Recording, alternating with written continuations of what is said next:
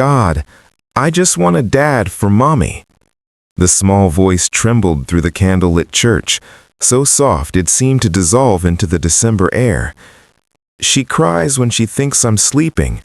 Please, could you send someone who'll make her smile again?" Eloise knelt in the third pew, her tiny hands pressed together, copper curls falling forward as she whispered her Christmas prayer. Behind her, standing frozen near the back row, Garrett Mitchell felt something crack inside his chest, a place he'd sealed shut 3 years ago when everything he loved vanished in a single night. The stained glass cast colored shadows across the worn wooden benches. Garrett had come here every Christmas Eve since the accident, standing in the same spot where he'd stood with Claire and their daughter Emma, where he'd felt whole.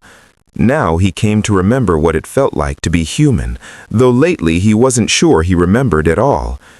He watched the young woman, Eloise's mother, rise from her seat and gently touch her daughter's shoulder. She wore a simple cream dress, paint still visible beneath her fingernails despite obvious scrubbing.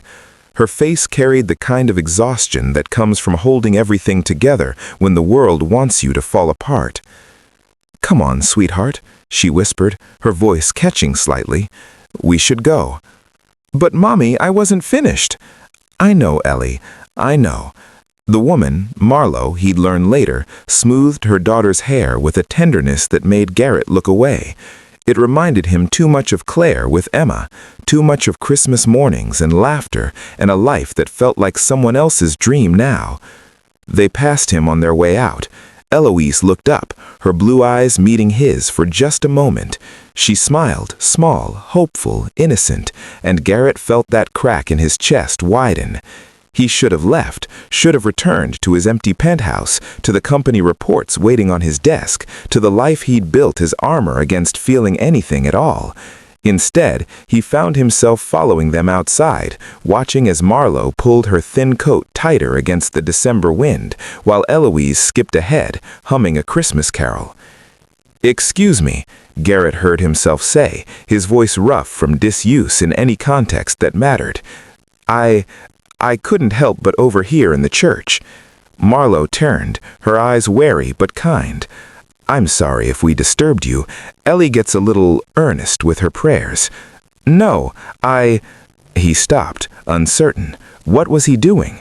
"My name is Garrett. I know this sounds strange, but I own a gallery downtown. I noticed the paint on your hands. Are you an artist?" Marlowe's expression shifted, surprise, then something guarded. "House painter, actually. Residential work. Whatever pays." "Mommy's really good," Eloise announced, circling back to them. "She painted our whole apartment with leftover paint from jobs, made it look like a garden." "I see." Garrett knelt down, meeting Eloise's eyes. Something about this child called to the part of him he thought had died. "That sounds beautiful." "It is," Eloise beamed, "but the colors are running out, and our heater doesn't work so good, so Mommy says we might have to move somewhere smaller after Christmas." "Ellie, that's enough," Marlowe said, gently but firmly, her cheeks coloring. "I'm sorry, Mr. Garrett. We should go. The bus—" "Wait." The word came out more desperately than he intended. "I have a proposition. My company headquarters, we're renovating the executive floor. The designer I hired, his vision doesn't feel right.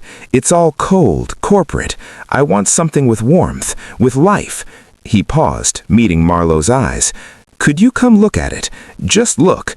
If you're interested, I'd pay triple your usual rate." Marlowe stared at him, and Garrett saw the war in her expression, pride versus necessity, skepticism versus hope.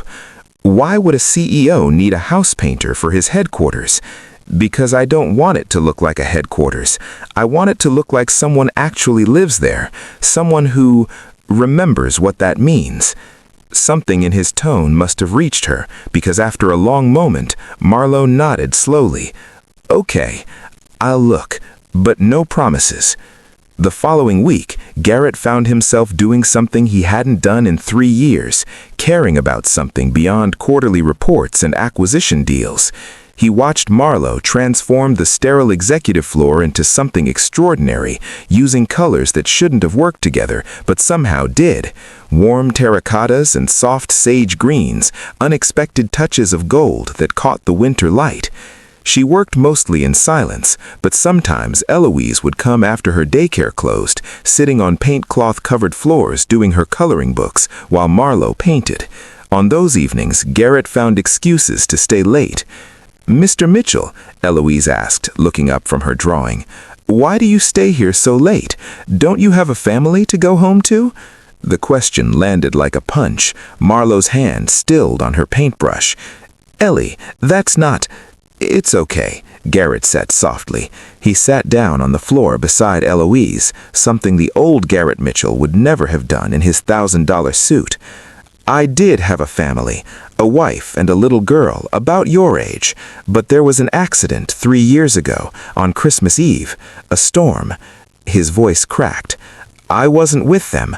I was working late, closing a deal I thought was so important, and when I got the call—" He couldn't finish, didn't need to. Marlowe had stopped painting entirely, her eyes glistening. "My daddy died in a storm too, on Christmas. Mommy says he was trying to get home to us, but his truck, the ice—" She reached over and took Garrett's hand with paint-smudged fingers. "It's okay to be sad. Mommy says the people we love stay in our hearts forever, even when they can't stay with us." Garrett looked at this small child, this small person carrying her own grief with more grace than he'd managed in 3 years, and something inside him finally broke open. Not the crack, the whole wall. Tears he hadn't allowed himself to shed ran down his face, and he didn't try to stop them.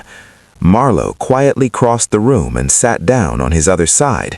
She didn't say anything, didn't try to fix it, just sat there, her presence steady and warm. "Finally," she said, "I didn't know, when Ellie prayed that night, if I'd known you were standing there carrying that." "I'm glad I was there," Garrett said thickly.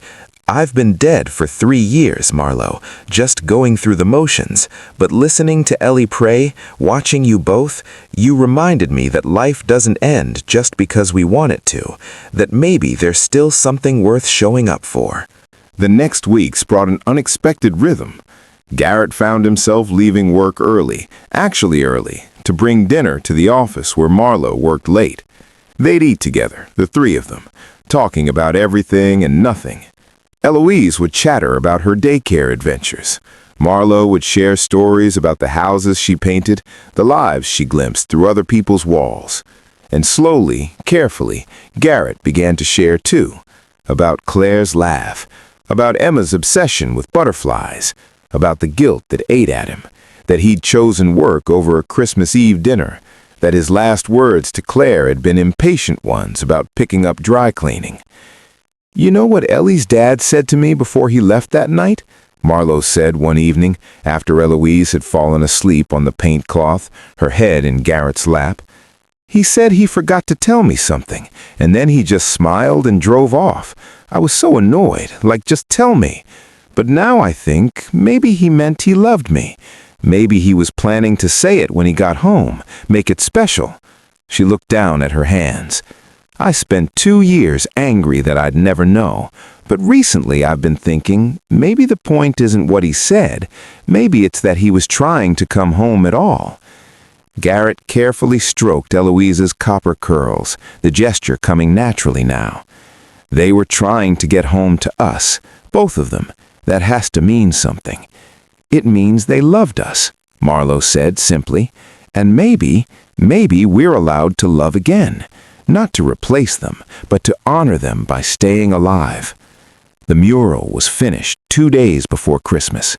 Garrett stood in his renovated office, staring at what Marlowe had created. It wasn't just paint on walls, it was life itself. A garden scene that seemed to breathe, with hidden details that revealed themselves slowly. Butterflies tucked into corners, storm clouds on one wall gradually giving way to sunrise on another. "There's one more thing," Marlowe said quietly. She led him to the far wall, where she'd painted a small bench beneath a tree. On the bench, barely visible, were the faint silhouettes of people. A man, a woman, a child. Everyone we love has a place where they rest in our hearts. This is yours. Garrett couldn't speak. He pulled Marlo into a hug, just held her, while Eloise wrapped her small arms around both their embraces. "Does this mean we get to keep you?" Eloise asked, her voice muffled against their embrace. Garrett laughed through tears. "If you'll have me, not as a replacement dad, Ellie, but as someone who shows up, someone who stays." "That's exactly what we need," Marlo whispered. On Christmas Eve, they returned to the church together. Garrett stood in his usual spot, but this time Marlo stood beside him, her hand in his. Eloise knelt in the third pew again, her small voice carrying through the candlelight. "Thank you, God, for listening, and for sending someone who needed us as much as we needed him."